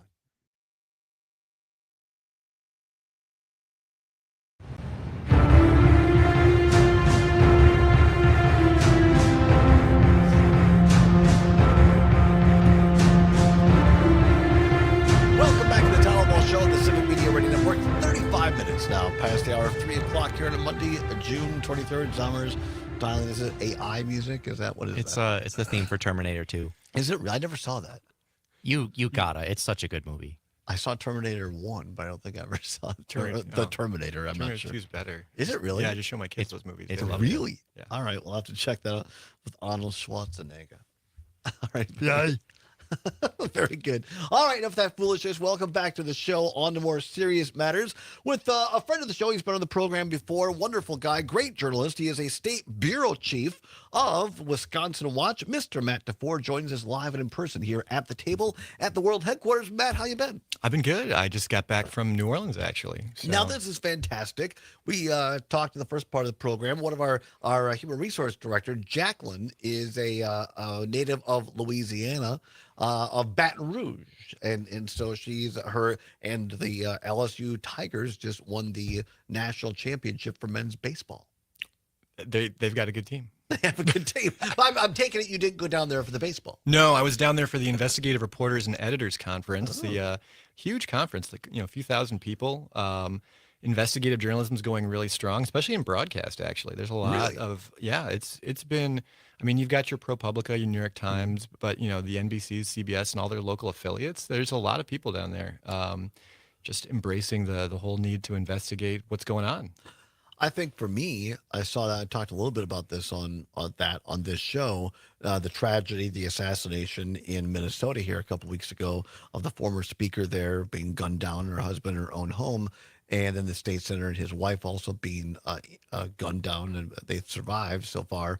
But I thought that the work of the Minnesota Star Tribune, the folks at WCCO, some of this, to your point, some of these local on-the-ground journalists, they got the most accurate and best information way far ahead of the networks. Well, and that's why Wisconsin Watch began in 2009 as an organization that recognized the reduction in investigative reporting happening in small newsrooms and mid-sized newsrooms and large newsrooms across the country. It started by the former Wisconsin State Journal investigative reporters Andy and Dee Hall, and that's what we as Wisconsin Watch are trying to keep strong, is some element of investigative reporting in Wisconsin. But I think we're doing pretty. I mean, like, we're doing well, but there are other organizations and news outlets that are continuing to do it too. So yeah. But yeah, that was a big theme in New Orleans. So any other interesting tidbits besides the fifth quarter, or whatever that's called, the French Quarter. The French Quarter. The fifth quarter is very, very different. That happens at Camp Randall. Besides the French Quarter. See, I'm more Wisconsin than Louisiana. It was fun because, as you've probably been to New Orleans, the fun part is not necessarily the I have country. not. You've never been to New Orleans? I've never been to New Orleans. Well, this was a place worth checking out. I'll give you a couple tips. So one was the Mahogany Jazz Hall was around the corner from where I stayed at the Marriott, where the conference was, and got to see a guy named Big Joe Kennedy tickling the ivories. He was playing with their sort of jazz all-stars group. He's a UW Parkside grad. Wow. So yeah, he's played in Racine, Kenosha. He's from Illinois originally, but it was cool to have that Wisconsin connection all the way down south. So. That's super cool. Yeah. You're down there, there's a Wisconsin. This Kennedy, very different than Louisiana Senator Kennedy down there. Probably. Two and very, very completely different guys. Exactly right. Yeah, he's no John Watt Kennedy. He's like do you have the cut? You have the cut, Zommers? We like to keep some Senator Kennedy cuts on hand, just to lighten things up now and again. Here's one. I like omelets better than sex. To my friends who are upset, I would say with respect, call somebody who cares. The great U.S. Senator Kennedy from Louisiana. Right. No, this is but he was good. So. Oh, that's great. I played jazz band in high school, a little bit in college. I was a mediocre drummer at best, but I love it. I mean, I could sit and listen to jazz all day long. Then you got to go to New Orleans. I really do. Means. Yeah, I absolutely do. All right, Matt DeFore from Wisconsin Watch. Let's talk about things closer to home. Now, you guys have done some stories on AI, and I don't believe it was you, but one of the other reporters there did a story on truthfulness in broadcasting and AI a little bit, and our own Pat Kreitlow was featured in that. Because what they did is they looked at the biggest shows in Wisconsin. Needless to say, ours was not included. No, Pat was on it. Okay. Kreitlow. You're talking. So this is my investigative journalism class that I taught last year. Oh, that's right. Yeah. So what you're referring to is we did a project with UW journalism students in which we reviewed 6 different radio hosts across the political spectrum. Pat, I think, was representing like the left, left of center. I think you guys was he really? You guys were left of center. There was Michelle Bryant, there was Dan O'Donnell, there was Vicki McKenna. We had Rob Ferret from WPR, and just to kind of listen to these hosts over the course of it was the week after the Super Bowl last year. Oh yeah. And so the project, the students we had 24 hours of audio, like 6 hosts, 4 hours a day, or 4 hours in the week.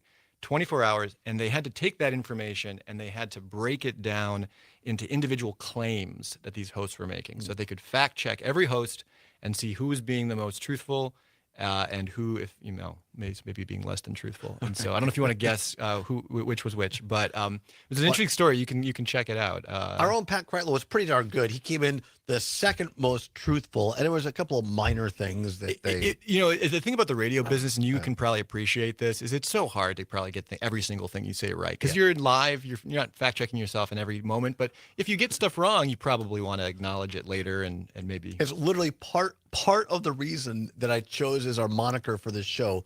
Pursuing truth wherever it may lead, because it's a pursuit. It's something we do our best, but to your point, when you're in real time doing 5 shows a day, sometimes you get. We always say, hey, if we get something wrong, we'll go back and correct it and admit we do. Right, but it was really stark to see with these hosts. We had again a couple on the left, a couple on the right.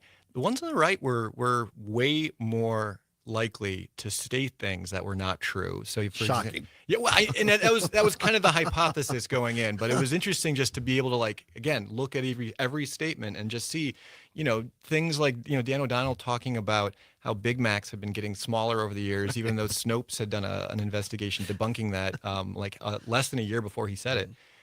Vicki McKenna just going off about how there was this shooter I think in Oklahoma who. Again, right-wing media was fanning the flames of this person being transgender, and the person wasn't. So it was getting that kind of stuff wrong, perhaps because they just wanted to believe it. But I don't know. I mean, we try not to speculate this stuff. We were really trying to stick to the facts. It was an interesting investigation, but that was not done with AI. Got it. Okay. So that's in terms of what we are. I presented the results of that at this conference in New Orleans, but the AI piece came in because that project led to the students working on, or the project the students worked on led to a product being developed using AI by a group called GigaFact that would have allowed the students to basically do all that tracking of the quotes much quicker. And really? So we what we're looking at is a product that could potentially help us scale this up so that it could be done at a much bigger, faster way. So this brings up a very interesting topic, and we're talking with Matt DeFore, State Bureau Chief of Wisconsin Watch, and we've had this debate in civic media, and people around here kind of know my feelings. I tend to be very anti-AI, but what some people tell me is kind of, I think, where the path that you guys are going down in this research is that, well, Todd, there are some things AI could do faster for you without writing anything for you. But just so tell us a little bit about if AI had been in place in helping your students do this fact checking on shows, how would it have been different? So we estimated that it took over 100 hours for the students. So let me start with, they were able to use an Otter transcription tool. So they didn't have to type out the interviews. I'm talking about after you have the transcript, going through the transcript and identifying claims in each sentence and all that. And that process probably took more than 100 hours before we could even start the fact-checking process. Got it. We took the same hosts this year after the Super Bowl for 24 hours using this new tool. We were able to come up with that list of claims in 2 hours. Wow. So what AI is capable of doing in some sense is just taking this massive amount of information that's out there in the world and just condensing it for us before we even get to the point where we're relying on it to tell us what's true or false. And so that's where we're at right now with using that as a tool. But yeah, and there's other examples too. So the Texas Tribune, for example, has used this tool to take Ted Cruz's podcast. He's recorded apparently 700 episodes of his own podcast. And the Texas Tribune used this tool to feed all 700, I don't know if they're hour-long podcasts, but feed them through this machine. And it can spit back. Again, what it's doing is it's telling you what are the key points, what are the key quotes. And it's citing them too. It's not just making stuff up. You can actually click on it and see, okay, he did say that here in the transcript. But it's doing it faster than reading or listening to and typing out 700 episodes of Ted Cruz. They were able to analyze all that in just a matter, much more quickly. It's fascinating to me because I think about the way that newsrooms are being cut. We heard last Friday in a dump that former longtime host Joy Cardine of Wisconsin Public Radio called out her former employer and said, I really expected better my former employer than their own Friday afternoon news dump. But I believe it was a dozen or so people at Wisconsin Public Radio and 3 or 4 shows that were canceled. And so we've seen this certainly in print. It used to be at the Wisconsin State Journal and other places who are cutting back on their staff.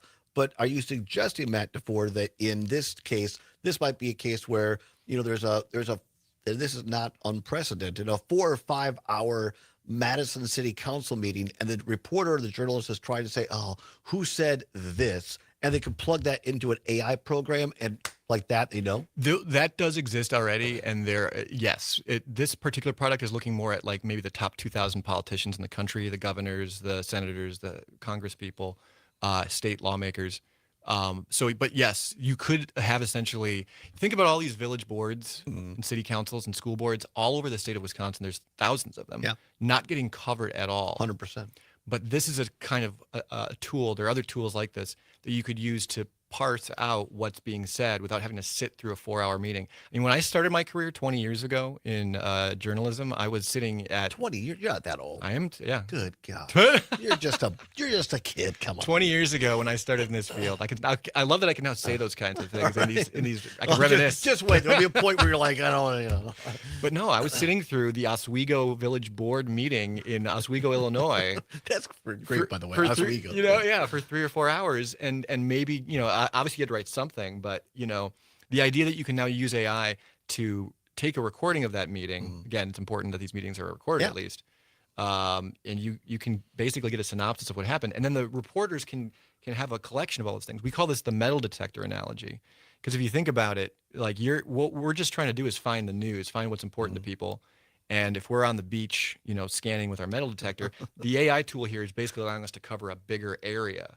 It's not replacing the people with the metal detectors. It's just making their effectiveness that much greater. I think this is fantastic as you described that, because one of the missions of civic media, one of the predominant missions, is to cover be community driven. And to your point, we have a lot of Shelly Pittman, our news director now, and we have a lot of people across Wisconsin, reporters, but even the reporters we have can't get to every single meeting. And so what you're suggesting is maybe these tools can help a staff cover things better, and therefore the public is better informed. Yeah, and the product we're using too, the parser one, like I said, there are others that you do it for meetings. Ours is looking at this idea of, think of all those podcasts out there. Think of all these radio shows like yours that are out there. We're seeing a tool here potentially where you could use it to just keep on top of everything that's being said by politicians. But yeah, as our world get bits bigger and bigger, that's what we have to do to kind of keep it all. Yeah, to keep it under control. We're going to come back, and Matt DeFore is going to tell Todd whether he will be replaced by AI in the near future, and we'll listen to a little jazz from New Orleans. Don't go anywhere. It's the Todd Allbaugh Show across Wisconsin on the Civic Media Radio Network.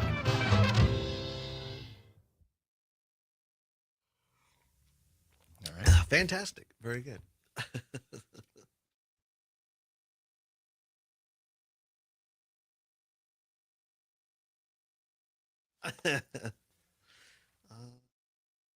it's Just Merle and a Girl, and Thursdays on the Patio feature singer-songwriter Shelley Faith. Well, hey, bartender, won't you pour me a Music starts at 5:30. It's live music on the patio at the Lazy Oaf Lounge every Tuesday and Thursday. The Lazy Oaf Lounge, 1617 North Stoughton Road in Madison. Find specials, menus, and more at lazyoaflounge.com. Herbal Aspect has landed. That's right, Madison's go-to cannabis destination now has a brand new location in Sun Prairie. Wait, 4 locations? That's a high level of convenience. With 3 Madison locations and now Sun Prairie, a great cannabis experience is always close by. Our expert staff is here to help, whether you walk in, call, or order online. Mention Radio 420 and get a special discount. So stop by Herbal Aspect in Sun Prairie, because great cannabis isn't just a pipe dream. Nice. I'm rolling over now. Herbal Aspect. Spring is here. Make your lawn the envy of the neighborhood with EB3 Landscaping. With 15 years of top quality service, they treat your property like their own. 608-209-2185 for expert care and a vibrant tomorrow. It's the Eco Minute powered by Clean Wisconsin, your environmental voice since 1970. I'm Amy Barrio. Environmental groups say the Midwest grid operator, MISO, is pushing an emergency energy plan that discriminates against wind and solar, the 2 cheapest ways to produce energy in our state. The plan favors fast-tracking construction of gas-burning power plants at the expense of clean energy projects. The Federal Energy Regulatory Commission rejected a similar plan from MISO last month, but environmental groups say this one is even worse, with few guardrails to ensure fossil fuel projects are actually needed. Once again, Wisconsin had the biggest wild turkey season in North America. More than 50,000 wild turkeys were harvested in our state this spring. The Department of Natural Resources reintroduced the birds into our ecosystem in 1976 and has been managing the hunt ever since. For a deep dive into Wisconsin's most pressing environmental issues, check out my Defender podcast at cleanwisconsin.org or wherever you get your podcasts. The John and Gordy Show. Mike McCabe joins us, by the way. Yes, Mike, you know about the Savannah bananas. Yeah. The announcer calls them bananers. Bananas. They have all kinds of antics. They have, it's great. bright yellow uniforms. Yes, they do. And they do performance dances at home base. Or the in the players field. are out there like cheerleaders. And even the umpires get involved. Yeah, they do. Weekday mornings, 6 till 8. About 30 on seconds. 92.7 WMDX and the Civic Media app.